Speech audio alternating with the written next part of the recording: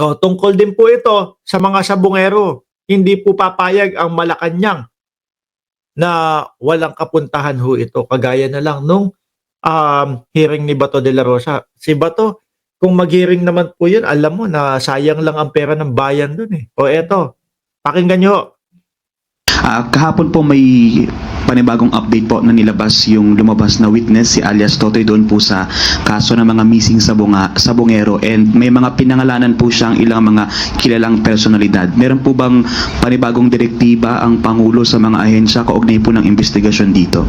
Ito naman po ay trabaho po ng DOJ at ng ibang law enforcement agencies po natin. Sino man, anumang katayuan sa buhay, kung sila man ay personalidad na kinikilala, wala pong sisinuhin ang Pangulo at ang administrasyon. Yan po ang maganda sa administrasyon ni Pangulong Bongbong Marcos. Ano po? Lahat patas sa lahat. Buloyski, tingnan nyo kay Buloyski. Oh. Di ba yung SMNI, yung Semenay?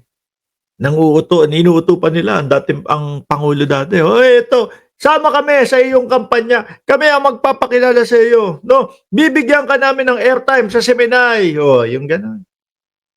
Di ba? Eh siguro nababasa na nila, naku, kailangan tayo sumipsip kay Bongbong Marcos. Kasi malakas siya. No? At nakasuporta ang mamamayang Pilipino kay PBBM. Suportahan natin. Upang sa ganon, kapag ka dumating sa punto na may magreklamo kay Buloyski, susuportahan tayo ni Bongbong Marcos na ating presidente. Pero nagkamali ho sila doon.